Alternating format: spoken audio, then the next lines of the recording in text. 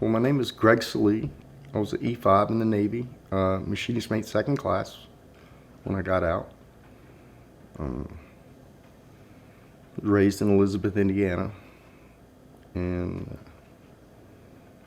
three sisters, five brothers. When I was in high school, I started going to ROTC, in the Navy ROTC at New Albany High School, and I liked it. So when I graduated, and I graduated early, so I went to boot camp in Great Lakes, Illinois, in January 1985. So growing up, I never really looked to the military as a career until I came to a point in my life where I had my associate's degree in college, and I was looking to either get a bachelor's degree or do something else. And I really didn't want an office job. And so one of my friends from high school, I saw him at the gym one day, and he said he enlisted in the Army Rangers. And I thought that was cool, having something that's a little different, travel around, and use your physical talents to kind of advance your career. So I checked out the Army Rangers, and then my mom had mentioned that grandfather was in the Navy. He was a captain in the Navy Reserves. And I thought, oh, that was great. So let me look at the Navy. And so I looked at the Navy, and then, of course, me being the gun-ho, young, physically fit individual I was at 22, I said, let me try out for the Navy SEALs. And so at 22, I signed up for the United States Navy in the rank of Master at Arms, and I also signed up to try out for the Navy SEALs. So in February of 2004, I was shipped up to Great Lakes for boot camp. Now, here's this Florida guy who grew up in Florida his whole life, and he's now in one of the coldest areas of the country in February. So there was snow on the ground. I was totally out of my element, and it was definitely kind of a culture shock of an experience. Not only going into boot camp where everybody's yelling at you and you're running around living in a barracks with 80 guys, but the fact that it was cold out and the weather was nothing like what I was used to growing up. So it was definitely a different and interesting experience. First time really kind of on my own, away from home. And, we get to write letters on Sunday, but no phone, no internet back then, really, that you can do stuff with. But it was a little bit of a culture shock. But nonetheless, it was 2 months. I got through it. And then after that, went down to San Antonio for my A school, which was a Master at Arms. So kind of like a police officer school down in San Antonio. I went to boot camp in Great Lakes, Illinois, in January 1985. I was poor. Well, I had a scholarship to Purdue University, but it was only going to cover books and tuition, and I didn't know that much about it at the time, and we really couldn't afford the rest of it. So job opportunities around here, they weren't that great. So I decided I'd just join the Navy. And the Navy offered me some really good schooling. So I just thought that would be the way to go. And so I joined the Navy at 18. And wound up in Great Lakes, Illinois, middle of January. And I remember stepping off the bus, and it was like 2 feet of snow, and thinking, what have I done? And they must plan it to where you get there late at night, so you're really tired, and they put you in this big barracks. I don't know what time it was, but it was like after midnight. And so you're tired, and you go to bed, sleep best as you could, but the next morning, a guy comes through throwing the garbage can down the hallway between the beds. And there's just like 4 or 5 of them, I guess, and it's just loud and noisy, and you're like, what in the world is going on? He says, you're in the Navy now. For the Master at Arms A School, we were training down in Lackland Air Force Base in San Antonio, Texas. So here we were, a small group of Navy folks on a big old Air Force base. So we were a little bit out of place, but nonetheless, it was a good experience. We were training to be police officers. So Master at Arms are like security personnel for the Navy. And so one of the things we did was OC spray, pepper spray. And so in order to carry pepper spray, you had to actually be sprayed with pepper spray yourself. So that was definitely an interesting experience because I had gone through the gas chamber while in boot camp, and I was one of the few individuals. Like there was a group of 80 of us, and there was probably maybe 2 or 3 of us that the gas chamber did not affect. Like I had snot running out my nose, but I wasn't crying. My eyes weren't watering up. I could see clearly. I could speak clearly. It was great. Meanwhile, everybody else is just they can't see. Everything is coming out of all orifices. It was ridiculous. So I was confident that, hey, perhaps the pepper spray won't affect me. But that was not the case. It hurt like hell. And really, it's not bad. It just really kind of crunches your eyes up and it makes you panic. But once you stop for a second and kind of breathe, it has this stinging sensation and this reaction in your face and your eyes that you just can't see. And so you kind of panic a little bit. But once you sit back and kind of get your wits about you, it's not bad. But what we had to do, we had to get sprayed across the eyes, or just above the eyes and the brow. We had to blink so it went in our eyes. And then we had to go through this obstacle course of hitting the red man and doing a few things so that they knew you could function while actually having the pepper spray in your eyes. So that was definitely an interesting day. But the good news is we had the rest of the day to recoup. I think it was a Friday, so we got off early, and we had the rest of the day to recoup and recover from that. Now, when you finally graduate from boot camp, and then, I went to MMA school, which was a machinist made A school, and I knew I was going to go to machinist made A school from when I first joined. It was a guarantee school. So I knew I was going to MMA school. So I did 5 weeks of propulsion engineering basics, and then I went through 16 weeks of machinist made A school. And that was also in Great Lakes. And there they teach you everything an apprentice would need to know about steam turbines, valves, believe it or not, toasters, steam jacketed kettles, heating equipment, everything that runs the ship, you're going to work on.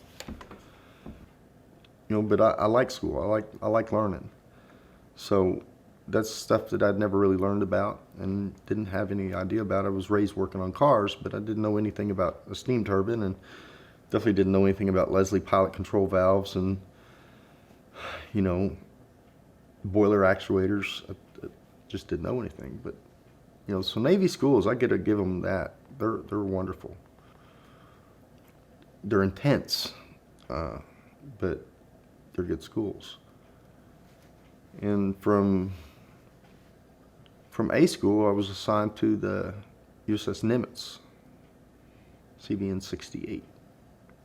And I met her in Norfolk, Virginia. The first day on the Nimitz,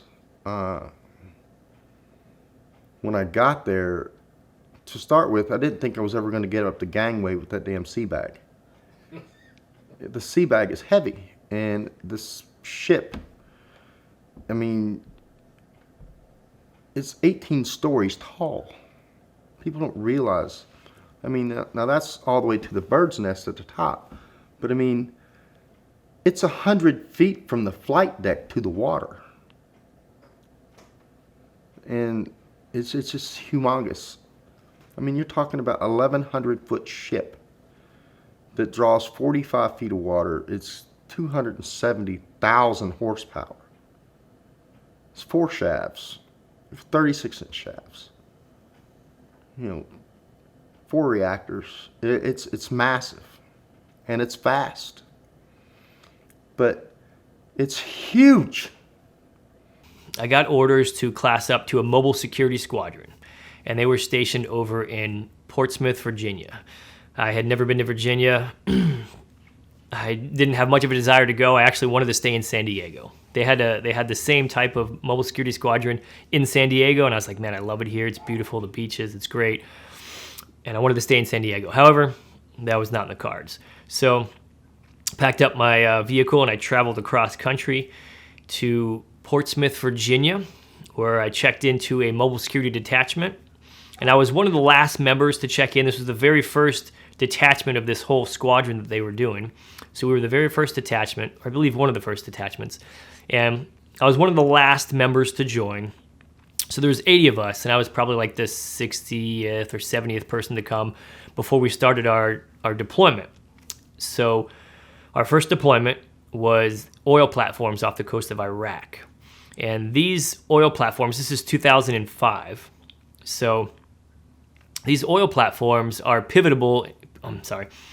These oil platforms are pivotal in rebuilding Iraq's infrastructure. So they needed security on them. So we got stationed out there for 6 months, my first deployment, on these oil platforms. I like to tell people, if they ever seen the movie Waterworld, it's kind of like that, where you're on this big metal platform in the middle of the ocean, and there's nothing around except a couple of ships that come in. They fill up with oil and they take off. You can't even see land. You can't see nothing. But I loved the experience. I was young, 24, 25-year-old, and I made a little documentary because I had a background in video production and film. So I recorded all of it, made a little documentary about it. We had a blast out there on those oil platforms. We played basketball, we played football. We built some barracks stuff there. They did have some internet, so we got to do some internet. I even recorded a couple movies. Even some ships would come in and they would have basketball hoops on the ships. We'd go up to the ship and we'd play some basketball in there.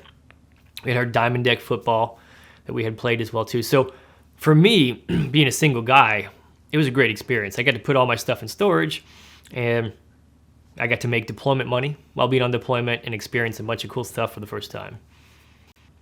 There's actually 2 oil platforms that were out there that we went to. So we split our detachment up between 2 platforms. One platform was primarily just males, and the other one was males and females. And so both of those platforms were off the coast of Iraq, and that was in support of Operation Iraqi Freedom. While we were on the oil platforms, we were in charge of also training Iraqi security forces to kind of take over our job and our role there. So we were actually on watch, and then there was other Iraqi security forces on watch.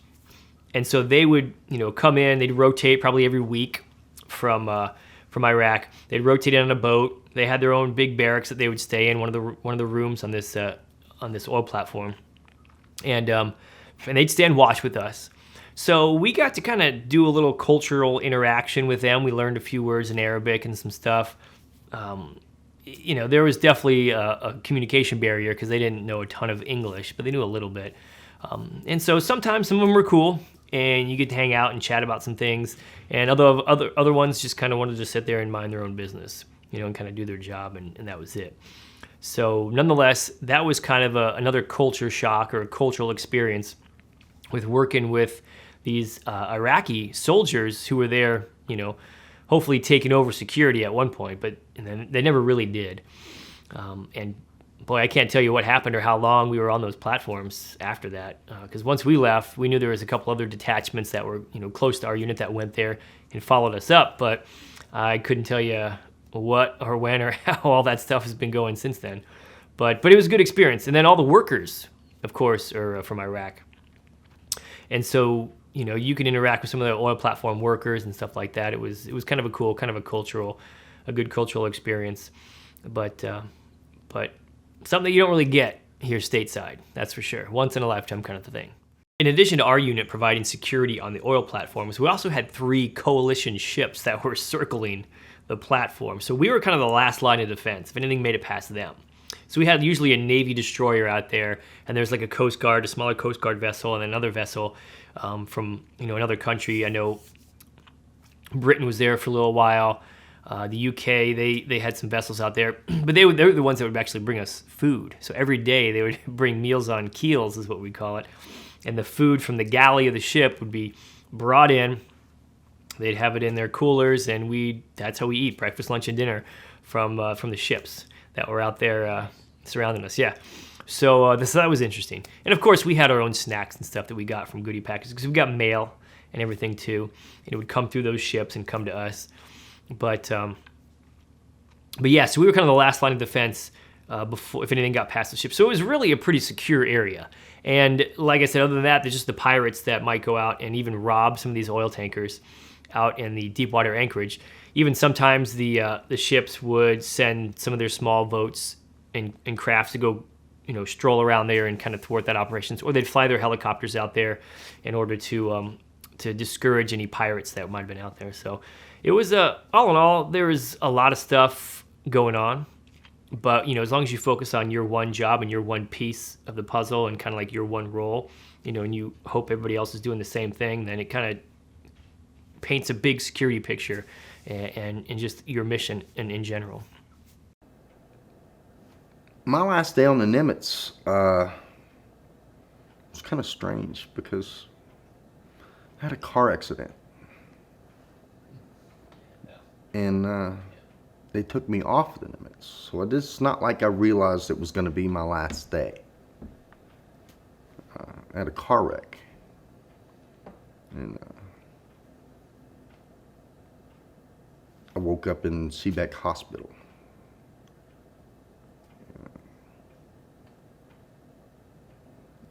I'm sorry, that was Harborview Medical Center in Seattle, Washington. And my mom and my sister were there. I didn't think I was going to make it, but I was tougher than that. So I spent a couple months recovering from that, and then I was ready to end my Navy career at that point. And so I got out. And we're sitting at your dad's house, and a recruiter called for you. I said, but what can you do for me? Because I figured out pretty quick. I'd been out of the Navy, a couple of years, huh? At that point? Not a couple of years. At least a year, though. And I could tell, as well as I thought I was trained, I wasn't trained well enough because job opportunities weren't just jumping out and grabbing me. And so he says, well, you can come back and we'll give you your same rank, and you have to go through some training in Orlando, but we'll take you back. So went back to the Navy and went to Orlando for 4 weeks for training. And I'm not really quite sure what they were training me for. It was, it's not like you forget how to march. It's not like you forget how to cut your hair. It's not like you forget how to fold your clothes. But I had to spend 4 weeks doing it. So I did. And then from there, I got orders to the USS Shenandoah, AD-44. It's a destroyer tender. And they sent me to repair division initially. And they sent me to reactor repair, which is where I belonged because of my NEC and working on a carrier. And then I was there for like 2 days, and they said, oh, you're going to M Division. I said, I don't want to go to M Division. I've already been in M Division. I know what that is. It's work. It's stand and watch and getting qualified, and it's just tiring. And repair division, that's where you fix everything. And that's where I wanted to be. And anyway, it didn't wind up that way. I went back to M Division. And as luck would have it, I got on the ship and it left the next day for the Mediterranean. Well, with us, like I said, we're not a combat vessel. And I didn't actually know the extent of it. We had to leave, of course. But, being in the Navy, you hear a lot about what's going on your ship. But you don't know what's going on any other ship. You don't have that That's not happening. I mean, we didn't get, like the ABC News or anything like that. We got closed circuit Navy news that, they fed you what they wanted you to hear. But I remember calling my wife, and she told me Norfolk was a ghost town. Normally you couldn't drive around there at 3 o'clock in the afternoon. She says, there's no ships here. So that tells you right there that where they were at. And like I said, we were already out, and I can remember it was late at night, and we're doing our box, and someone said the Missouri is killing somebody out there. And so I walked up and looked on the fantail, and you could see the Missouri launching tomahawks. And like, wow, someone's dying today. And my whole time in the Navy, I never seen them launch live missiles. I mean, I've seen like the R2-D2 Sea Whiz that test those. I've seen that stuff. But when you see the battleships start rocking, something's going on. So for our second deployment, we were in Bahrain for Operation Iraqi Freedom as well. And from there, it was a little different. We were stationed on the base in Bahrain, and our 80-unit detachment, we would then get augmented out. Smaller units like boat units or Raven units, we'd get augmented out to do security for various jobs that the military needed us for. And so one of the jobs that I got to do, we were on a ship for about 3 months. We were on a Navy supply ship. So there is, I believe, 12 of us, 24. There's 24 of us because we had 12 in the day crew and 12 in the night crew, 12-hour shifts. And we were providing security for a Navy supply ship that was supplying all the other military ships in the NAG. So on this supply vessel, it was mostly civilian. It was like all civilians except for a handful of cryptic and intel specialists that were on there, and of course our security team. But so it was kind of different working on a civilian supply ship because they had their jobs just like a regular military vessel would, but they were just civilians, so they didn't have all the uniforms and kind of the rank and salute that you would from a military structure. So, but it was. We were doing security, so I could make it sound really cool. We had 50 caliber machine guns. We had our M16s. I had an M4. We had our little grenade launchers, if you want to do those. Mark 19 grenade launcher, and but like we're sitting there just watching the ocean and making sure no boats come and blow us up. And there's again the chances of a boat driving around out there with some bombs on it to try and blow you up in the middle of that huge Arabian Gulf is very slim. So you get a little stir crazy being out there on the ocean. But nonetheless, a lot of our security duties were kind of ramped up when we would pull into port, and then they would load a bunch of the stuff onto the ship. That's how they restocked the ship, resupplied the ship. Then we'd go out and we would resupply other ships. So we'd have various destroyers and cruisers pull alongside of us, and they would either zip line the supplies, pallets over, or they do a helo, and they just helo them over and drop them off. So both of those were kind of cool to watch and experience for those. But yeah, it was a great 3 months. After that, we got 2 weeks in Greece that we got to hang out before we got back to Bahrain. So it was kind of like plane hopping after your deployment. Greece, 2 weeks, hang out there, and then boom, back at it again in Bahrain. So it was a good time. It was a good time, just like anything else. Different, challenging, but you kind of just have a positive attitude and you just enjoy the experience that you're on. I extended for 6 months on the Shenandoah to make the last cruise. As stupid as that might sound, because they needed me, and so I did it. And I remember my first 3 days underway at that cruise, I didn't sleep. I did not go to sleep for 3 days. And I decided at that point that, I'd done a Unitas cruise with the Nimitz. I'd done a Mediterranean cruise with the Nimitz. I'd done a world cruise with the Nimitz. And this is my third Mediterranean cruise on the Shenandoah.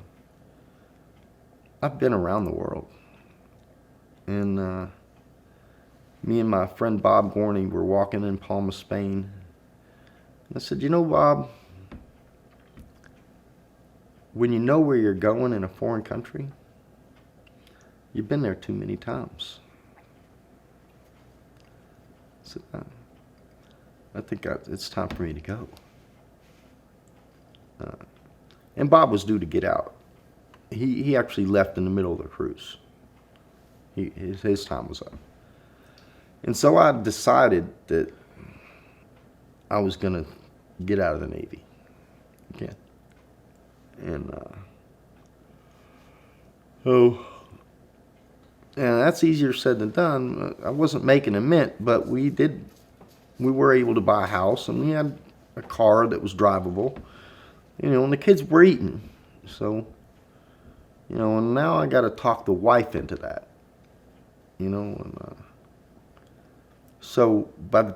to get to your question is, I'd kind of shoved that to the back of my mind that whole rest of the cruise and just concentrated on working and, getting through the cruise. And of course, wasn't rich and you didn't have cell phones. And I missed my wife and my kids terribly. So you could only call them once a month. And, it gets charged to your home phone. You can only talk maybe 20 minutes because, otherwise they wouldn't be able to eat. I mean, phone charges were high. And you didn't have, it's not like today. It's really taken for granted.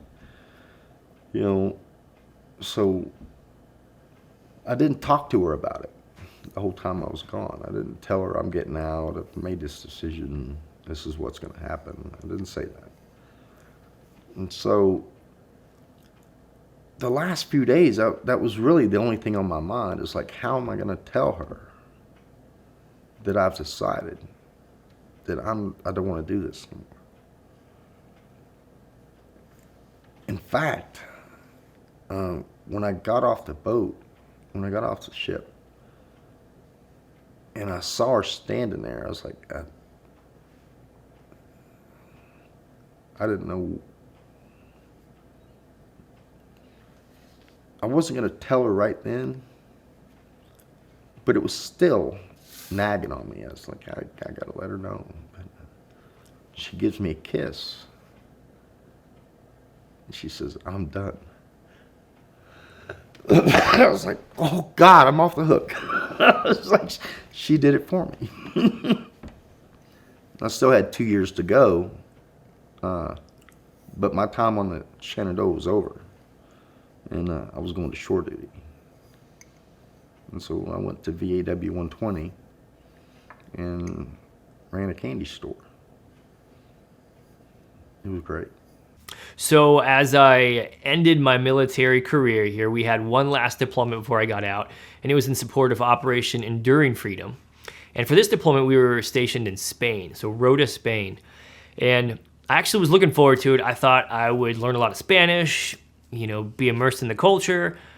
But again, you're on the base, a military base in Spain, so you don't really get off base a whole lot. And most of the people on base speak English, so I didn't get quite the opportunity that I thought I would with, learning some of the language and some of the culture. Now, we did do some stuff on that deployment outside of working, which was we volunteered our time. We saw some really cool old churches and some old buildings where we'd go and help clean up and fix up some of the areas, and some really great culture that was there. That had been there for hundreds of years, and so that was really cool seeing that. But a lot of stuff we did out of Rota was we did a lot of Raven missions. So I was part of a Raven team, and we provided security for the Navy's high-valued assets, specifically their aircraft. And so we would fly on these aircraft and provide security while they went to airfields that didn't have adequate security or were in areas that were a little more dangerous than others. So they were either dropping off stuff, or they were picking up something, or they were just parking there for the night, in order to refuel and fly somewhere the next day. So anyway, the Navy has this, $100 million asset, and they charge 4 or 6 of us as security personnel to follow that asset around and keep an eye on it and protect it so it doesn't get damaged, broken, and that stuff. So that was, we did a lot of those missions out of Spain. And my deployment was actually cut short because that was towards the end of my career. And so I was only there for about 4 months before I came back just right after Christmas time. And then I started my separation, and I got out in February 2009. So looking back, I can definitely appreciate my time in the military. I was part of a community. I was part of a group of people that had a goal and a mission. And we did stuff that normal people don't get to do. I flew in helicopters. I shot 50 caliber machine guns and Mark 19 grenade launchers at gun ranges, going overseas on these different ships and different vessels and vehicles. Like, you just don't do that, when you're a regular civilian. So the experiences I got out of it were tenfold, and have definitely helped me in every aspect of my life. So looking back, serving definitely benefited me more than I could have ever imagined. Like, join the Navy right out of high school, and you grow up fast. And that's not a bad thing. And it's an experience that it's hard to, until you've done it, the people you'll meet and the places you'll go, even at the time, you don't realize what's going on until, like I'm sitting here right now, thinking about it. It was great. I would say my first time in the Navy on the Nimitz was probably better than my second, even though my second I learned more. But it was also new, that you're just going everywhere and doing everything, and